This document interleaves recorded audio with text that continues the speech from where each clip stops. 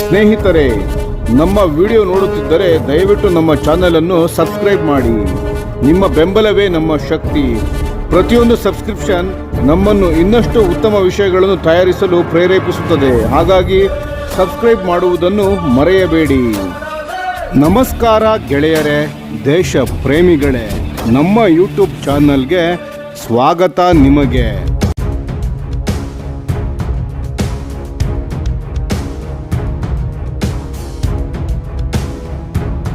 ಭಾರತದ ಅರ್ಜುನ್ ಟ್ಯಾಂಕ್ ಸರ್ಕಾರದ ನೀತಿ ಸ್ಥಗಿತ, ಬದಲಾಗುವ ಗುರಿಗಳನ್ನು ಮೀರಿ ವಿಶ್ವಮಟ್ಟದ ಇಂಜಿನಿಯರಿಂಗ್ ಅದ್ಭುತವಾಗಿ ರೂಪುಗೊಂಡ ಕತೆ. ಭಾರತದ ರಕ್ಷಣಾ ವಲಯದಲ್ಲಿ ಹಲವು ದಶಕಗಳ ಕಾಲ Arjun main battle tank MBT ಬಗ್ಗೆ ಭಾರೀ ಚರ್ಚೆಗಳು ನಡೆಯುತ್ತಲೇ ಬಂದಿವೆ. ತಡವಾಗಿದೆ ಹಾಗೂ ತೂಕ ಜಾಸ್ತಿ ಮತ್ತು ಅಸಫಲ ಯೋಜನೆ ಎಂಬ ಟೀಕೆಗಳು ಅರ್ಜುನ್ ಟ್ಯಾಂಕ್ಗೆ ಅಂಟಿಕೊಂಡಂತಾಗಿತ್ತು. ಆದರೆ ಇದರ ನಿಜವಾದ ಅಭಿವೃದ್ಧಿಯ ಕತೆ ನೋಡಿದರೆ ಅದು ವಿಫಲತೆಯ ಕಥೆಯಲ್ಲ. ನಿರಂತರ ಬದಲಾಗುತ್ತಿದ್ದ ಗುರಿಗಳು, ನೀತಿ ಗೊಂದಲಗಳು ಮತ್ತು ಬ್ಯೂರೋಕ್ರಸಿಯ ನಡುವೆಯೂ ಭಾರತೀಯ ವಿಜ್ಞಾನಿಗಳ ಇಂಜಿನಿಯರಿಂಗ್ ದೃಢತೆಯ ಕಥೆಯಾಗಿದೆ. ಹಿಂದಿನ DRDOದ ವಿಜ್ಞಾನಿ ರವಿ ಗುಪ್ತಾ ಅವರು ಈ ಯೋಜನೆಯ ಬಗ್ಗೆ ನೀಡಿರುವ ವಿವರವಾದ ವಿವರಣೆ ಒಂದು ಮಹತ್ವದ ಸತ್ಯವನ್ನು ಹೊರಹಾಕುತ್ತದೆ. ಅರ್ಜುನ್ ಟ್ಯಾಂಕ್ ತಡವಾಗಿದ್ದು ತಾಂತ್ರಿಕ ಅಸಮರ್ಥತೆಯಿಂದಲ್ಲ, ಆದರೆ ಸೇನಾ ಅಗತ್ಯಗಳು GSQR ಪದೇ ಪದೇ ಬದಲಾಗಿದ್ದುದರಿಂದ. ತಾಂತ್ರಿಕ ವಿಳಂಬ ಎಂಬ ಮಿಥ್ಯೆ. ರವಿ ಗುಪ್ತಾರವರ ಪ್ರಕಾರ DRDO ತಾಂತ್ರಿಕವಾಗಿ ವಿಫಲವಾಯಿತು ಎಂಬ ಆರೋಪ ಸಂಪೂರ್ಣವಾಗಿ ತಪ್ಪು. ಅರ್ಜುನ್ ಬ್ಯಾಟಲ್ ಟ್ಯಾಂಕ್ ಯೋಜನೆಗೆ ಅತಿದೊಡ್ಡ ಹೊಡೆತ ಬಿದ್ದದ್ದು general staff qualitative requirements GSQR ಅನ್ನು ಪದೇ ಪದೇ ಬದಲಾಯಿಸುವುದರಿಂದ. ಪ್ರಾರಂಭದಲ್ಲಿ ಅರ್ಜುನ್ ಟ್ಯಾಂಕ್ಗೆ 105 mm ಗನ್ ಬೇಕೆಂಬ ಬೇಡಿಕೆಯನ್ನು ಮುಂದಿಟ್ಟಿತ್ತು. ಆದರೆ ಅಭಿವೃದ್ಧಿಯು ಸ್ಥಿರವಾಗುತ್ತಿದ್ದಂತೆಯೇ ಅಚಾನಕ್ ಆ ಬೇಡಿಕೆಯನ್ನು 120 mm ಗನ್ಗೆ ಬದಲಾಯಿಸಬೇಕಾಯಿತು. ರವಿ ಗುಪ್ತಾರವರು ಹೇಳುವಂತೆ ಟ್ಯಾಂಕ್ನ ಗನ್ ಅನ್ನೋದು ಬೋಲ್ಟ್ ಹಾಕುವ ಭಾಗವಲ್ಲ, ಅದೊಂದು ಸಂಪೂರ್ಣ ಟ್ಯಾಂಕ್ನ ಹೃದಯ. 105 mm ಇಂದ 120 mmಗೆ ಬದಲಾವಣೆ ಎಂದರೆ ಹೆಚ್ಚು ರಿಕಾಯಿಲ್, ಹೆಚ್ಚುವರಿ ತೂಕ, ಹೊಸ ಸ್ಟೆಬಿಲೈಸೇಷನ್ ಸಿಸ್ಟಮ್, ಸಂಪೂರ್ಣ ಚಾಸಿಸ್ನ ಮರುವಿನ್ಯಾಸ. ಅಂದರೆ ಇಡೀ ಟ್ಯಾಂಕನ್ನು ಮರುವಿನ್ಯಾಸ ಮಾಡಬೇಕಾಯಿತು. ಆದರೂ ಆಶ್ಚರ್ಯದ ಸಂಗತಿ ಏನೆಂದರೆ 1982ರಲ್ಲಿ ಈ ಹೊಸ ಬೇಡಿಕೆಗೆ ತಕ್ಕಂತೆ 1 ವರ್ಷದಲ್ಲೇ DRDO ತನ್ನ ಮೊದಲ ಪ್ರೋಟೋಟೈಪ್ ಟ್ಯಾಂಕನ್ನು ತಯಾರಿಸಿತು. ವಿಶ್ವದ ಪ್ರಮುಖ ದೇಶಗಳಿಗೆ ಹೊಸ ಟ್ಯಾಂಕ್ ಡಿಸೈನ್ ಮಾಡಲು ಸಾಮಾನ್ಯವಾಗಿ 15 ವರ್ಷಗಳವರೆಗೂ ಬೇಕಾಗುತ್ತದೆ ಎಂಬುದನ್ನು ಇಲ್ಲಿ ಗಮನಿಸಬೇಕು.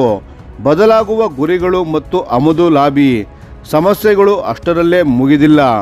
1980 ಮತ್ತು 1990ರ ದಶಕಗಳಲ್ಲಿ ಉತ್ತಮ ಎಲೆಕ್ಟ್ರಾನಿಕ್ಸ್, ಹೆಚ್ಚುವರಿ ರಕ್ಷಣೆ, ಆಳವಾದ ನೀರಿನಲ್ಲಿ ಚಲಿಸುವ ಸಾಮರ್ಥ್ಯ, ಹೀಗೆ ಹೊಸ ಬೇಡಿಕೆಗಳನ್ನು ತುಣುಕಾಗಿ ಸೇರಿಸಲಾಗುತ್ತಲೇ ಹೋಯಿತು. ಹೊಸ ಮಾರ್ಕ್ ವೇರಿಯಂಟ್ಗಳಿಗೆ ಅನುಮತಿ ನೀಡುವ ಬದಲು ಒಂದು ಯೋಜನೆಯ ಮೇಲೆ ಎಲ್ಲ ಬದಲಾವಣೆಗಳನ್ನು ಹೇರಲಾಯಿತು. ಇದರಿಂದ ಟ್ಯಾಂಕ್ನ ವೆಚ್ಚವು ಹೆಚ್ಚಾಯಿತು, ಸಮಯವೂ ಜಾಸ್ತಿಯಾಯಿತು. ಆದರೆ ಇದರ ತಪ್ಪು ವಿಜ್ಞಾನಿಗಳ ಮೇಲೆ ಬಿದ್ದಿತು. T90 ಆಮದು ಮತ್ತು ನೀತಿ ಸ್ಥಗಿತ. ರವಿ ಗುಪ್ತಾರವರು ಹೇಳುವಂತೆ ಇಲ್ಲಿ ಸ್ಪಷ್ಟವಾದ ಆಮದು ಪರ ನಿಲುವು ಕಾಣಿಸುತ್ತಿತ್ತು. 2000 ಇಸವಿಯಲ್ಲಿ ಅರ್ಜುನ್ ಉತ್ಪಾದನೆಯ ಹಂತ ತಲುಪುತ್ತಿದ್ದಾಗಲೇ ಭಾರತ ರಷ್ಯಾದ T90 ಟ್ಯಾಂಕ್ಗಳನ್ನು ಆಮದು ಮಾಡಲು ನಿರ್ಧರಿಸಿತ್ತು. ಆ ಸಮಯದಲ್ಲಿ T90 ಟ್ಯಾಂಕ್ ರಷ್ಯಾದಲ್ಲಿಯೇ ಇನ್ನೂ ಕೂಡ ಸಂಪೂರ್ಣವಾಗಿ ಪರೀಕ್ಷೆ ಪೂರ್ಣಗೊಳಿಸಿರಲಿಲ್ಲ. ಇಂದಿನ ಸ್ಥಿತಿ, ಭಾರತದ ಬಳಿ ಒಟ್ಟು 1600ಕ್ಕೂ ಹೆಚ್ಚು T90 ಭೀಷ್ಮ ಟ್ಯಾಂಕುಗಳು. ಆದರೆ ಮೊದಲ ಹಂತದಲ್ಲಿ ಸೇರಿದ ಅರ್ಜುನ್ ಟ್ಯಾಂಕುಗಳು ಕೇವಲ 124 ಮಾತ್ರ ಇವೆ.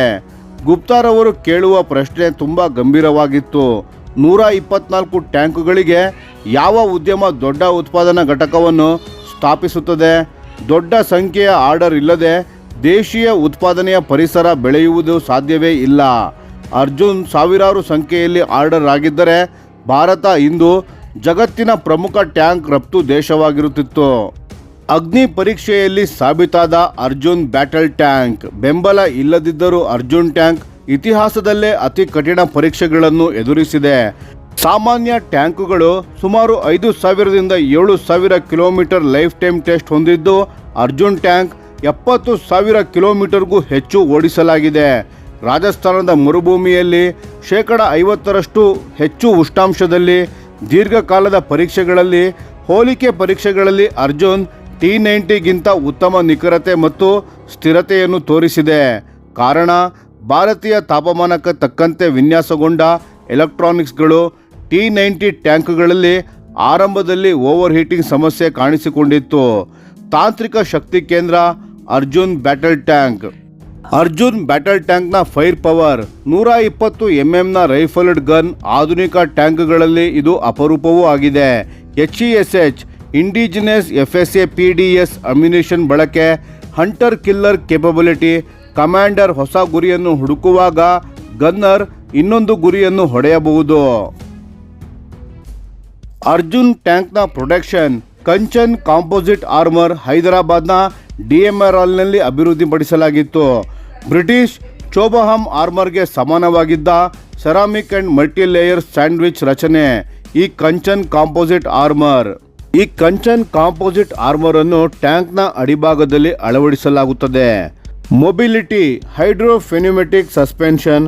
ಅಸಮತಟ್ಟವಾದ ಭೂಭಾಗದಲ್ಲೂ ವೇಗದಲ್ಲಿ ಚಲಿಸುತ್ತಾ ನಿಖರವಾಗಿ ಫೈರ್ ಮಾಡುವ ಸಾಮರ್ಥ್ಯ ಹಾಗೂ ಅನೇಕ ಲಘು ಟ್ಯಾಂಕ್ಗಳಿಗೆ ಸಾಧ್ಯವಿಲ್ಲದ ಸಾಧನೆ ಅರ್ಜುನ್ ಬ್ಯಾಟಲ್ ಟ್ಯಾಂಕ್ಗೆ ಇದೆ. ಮುಂದಿನ ಹಂತ ಅರ್ಜುನ್ MK1A. ಇತ್ತೀಚೆಗೆ ಅರ್ಜುನ್ ಕತೆಗೆ ಹೊಸ ತಿರುವೊಂದು ಸಿಕ್ಕಿದೆ. ಅರ್ಜುನ್ MK1A ಮೂಲ ಮಾದರಿಗಿಂತ 72 ಪ್ರಮುಖ ಸುಧಾರಣೆಗಳು ಇದರಲ್ಲಿ ನಾವು ನೋಡಬಹುದು.